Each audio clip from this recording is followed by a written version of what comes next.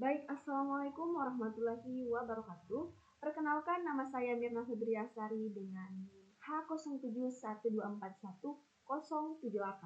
Pada video kali ini, saya akan membahas sebuah materi yang berjudul Sintaks dan Semantik Bahasa Formal. Nah, untuk mengefisienkan waktu, langsung saja saya akan menjelaskan materi tersebut. Nah, membicarakan tentang sintaks dan semantik bahasa formal, kita harus mengetahui terlebih dahulu apa sih bahasa formal. Bahasa formal sendiri adalah bahasa yang dirancang secara sistematis untuk kebutuhan tertentu, seperti matematika, logika, ilmu komputer, dan pemrograman. Nah, bahasa formal digunakan secara luas dalam yang tadi saya sebut. Matematika tujuannya untuk menyatakan teorema dan bukti secara simbolik. Ilmu komputer tujuannya terutama dalam pemrograman dan desain algoritma. Logika formal digunakan di mana proposisi dan argumen harus dinyatakan secara presisi. Dan yang terakhir yaitu bahasa pemrograman seperti Python, Java, C++, dan sebagainya yang semuanya merupakan contoh dari bahasa formal itu sendiri. Tujuan utama penggunaan bahasa formal adalah untuk memastikan kejelasan, ketepatan, dan konsistensi dalam menyampaikan ide-ide atau instruksi. Adapun ciri khas bahasa formal yang pertama, memiliki aturan yang ketat dan tidak ambigu. Yang kedua, berbeda dengan bahasa alami seperti bahasa Indonesia atau bahasa Inggris yang bisa multitafsir. Kemudian, saya akan menjelaskan apa sih itu sintaks. Nah, sintaks sendiri adalah struktur dan tata bahasa yang benar. Ini menentukan bagaimana simbol-simbol dikombinasikan. Nah, adapun komponen sintaks, yang pertama yaitu ada alfabet, yaitu kumpulan simbol dasar. Yang kedua ada string, urutan simbol dari alfabet. Dan yang terakhir ada bahasa, yaitu kumpulan string yang valid berdasarkan aturan tertentu. Nah, definisi formal sintaks atau grammar, yaitu yang pertama ada terminal, yaitu simbol dasar atau tidak bisa dipecah lagi.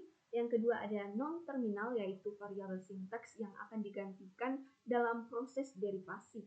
Yang ketiga ada produksi atau aturan transformasi. Contohnya ada A, implikasi A kecil, B besar. Kemudian ada simbol awal, yaitu titik awal dalam pembentukan string. Kemudian di sini saya akan membahas hierarki Chomsky. Yang pertama ada tipe 0 yaitu unrestricted grammar. Nah, tipe 0 dalam hierarki Chomsky dikenal sebagai grammar yang tidak dibatasi atau unrestricted grammar. Grammar ini memiliki aturan produksi paling bebas, yaitu dalam bentuk umum alfa implikasi beta, di mana alfa dan beta adalah string dari terminal dan non-terminal dengan alfa tidak boleh kosong. Karena tidak ada batasan struktur dalam produksi, tipe ini memiliki kekuatan ekspresif tertinggi dan mampu menggambarkan bahasa apapun yang dapat dikenali oleh mesin Turing.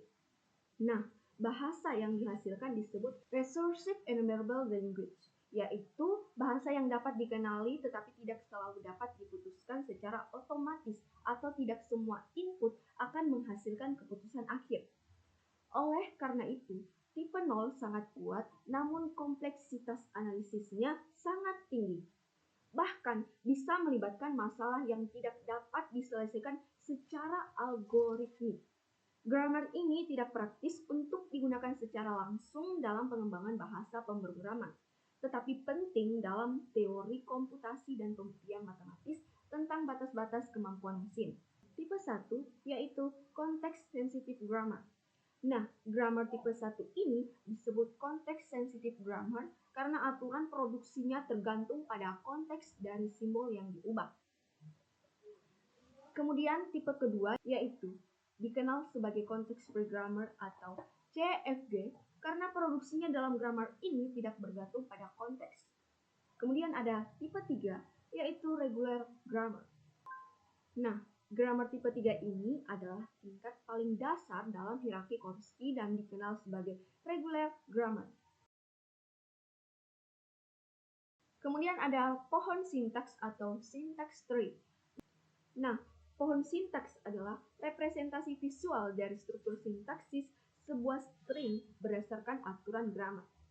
Nah, adapun fungsinya yaitu yang pertama, menunjukkan bagaimana string dibentuk dari simbol awal. Yang kedua, membantu memahami struktur ekspresi dan mendeteksi ambiguitas. Nah, strukturnya sendiri terbagi menjadi 3, yaitu yang pertama ada akar yaitu simbol awal, yang kedua simpul dalam atau non-terminal, dan yang terakhir ada daun atau simbol terminal. Nah, manfaatnya ada banyak dan saya tidak bisa menyebutkannya satu persatu.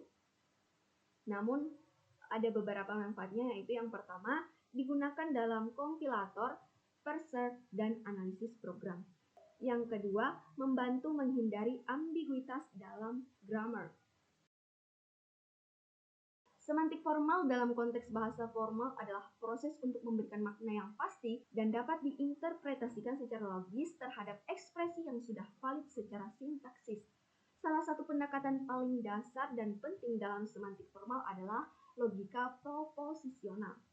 Nah, ini digunakan untuk menyatakan dan mengevaluasi kebenaran pernyataan-pernyataan logis. Logika ini sendiri sangat berguna dalam ilmu komputer, terutama dalam bidang seperti verifikasi perangkat lunak, pengujian kondisi logika dalam program, desain sirkuit digital, serta dalam pernyataan logis dalam kecerdasan buatan dan sistem pakat. Semantik dalam logika proposisional membantu kita mengetahui apakah suatu ekspresi logis benar, salah, atau bergantung pada kondisi tertentu. Nah, adapun jenis semantik yang pertama yaitu semantik operasional, yaitu menjelaskan makna dengan melihat cara eksekusi program. Yang kedua ada semantik denotasional, yaitu makna dikumpulkan sebagai fungsi matematika. Yang ketiga ada semantik aksiomatik, yaitu berbasis pada aksioma dan aturan logika. Dalam menilai makna ekspresi logika proposisional, ada 3 konsep yang penting digunakan. Yang pertama ada validitas atau validity, yaitu sebuah ekspresi atau formula dikatakan valid jika selalu benar dalam setiap kemungkinan nilai kebenaran. Contohnya yaitu A atau not A selalu bernilai benar untuk semua nilai A. Ini disebut hukum excluded middle. Yang kedua ada estisfiability atau kepuasan. Nah, sebuah ekspresi adalah estisfiable jika ada setidaknya satu kemungkinan kombinasi nilai kebenaran proposisi yang membuat ekspresi tersebut bernilai benar. Contohnya A dan B adalah estasifable karena bisa benar saat A dan B keduanya benar. Yang ketiga ada konsekuensi logis, yaitu logika konsekuens. Suatu prosesi B adalah konsekuensi logis dari satu atau lebih proposisi. Misalnya A, jika setiap kali A benar, maka B juga pasti benar. Ditulis sebagai A sama dengan B. Konsep ini digunakan dalam inferensi logika atau penarikan kesimpulan. Berikutnya saya akan membahas komponen logika proposisional. Nah, logika proposisional ini digunakan untuk menjelaskan makna dari ekspresi logis dalam bahasa formal. Hal ini sesuai dengan tujuan semantik, yaitu memberi interpretasi atau makna pada string yang valid secara sintaksis. Nah, yang pertama ada proposisi. Nah, proposisi ini adalah pernyataan yang bisa bernilai benar atau salah, yang tadi telah saya jelaskan. Yang kedua ada konektif logika. Nah, di antaranya terbagi menjadi 5. Yang pertama ada and, kedua or, ketiga not, keempat implikasi, dan terakhir ada equivalency. Kemudian yang ketiga ada tabel kebenaran. Nah, tabel kebenaran ini menunjukkan nilai benar atau salah dari kombinasi proposisi. Nah, adapun penerapan dalam ilmu komputer dan matematika.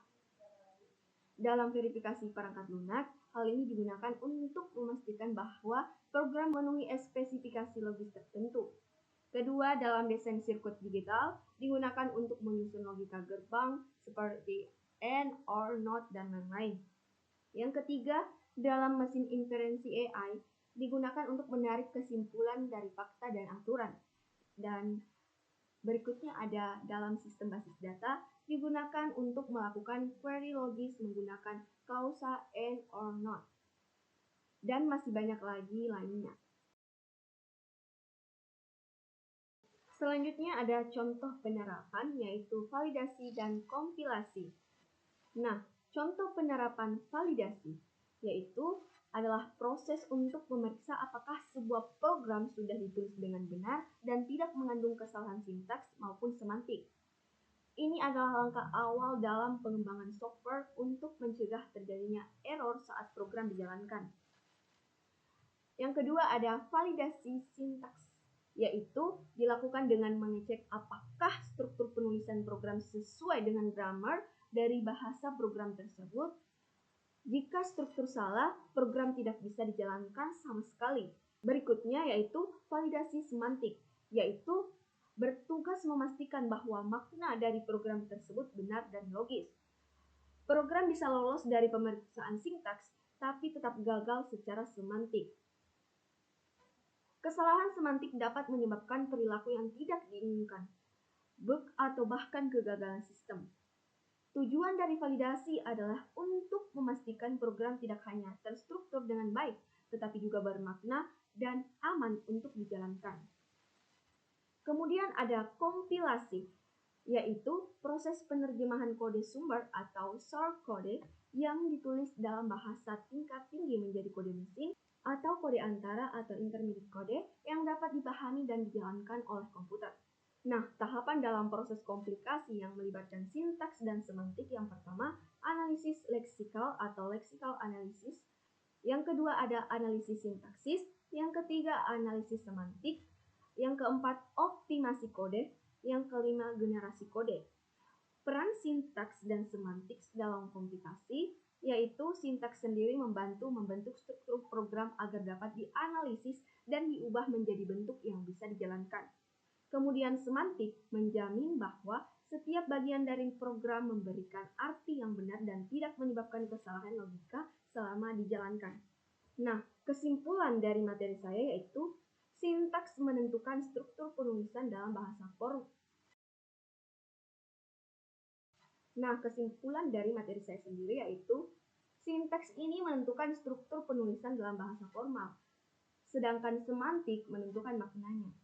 Tentunya keduanya saling melengkapi dan penting untuk memastikan ekspresi dalam bahasa formal yang bersifat sah dan bermakna, terutama dalam bidang ilmu komputer dan logis.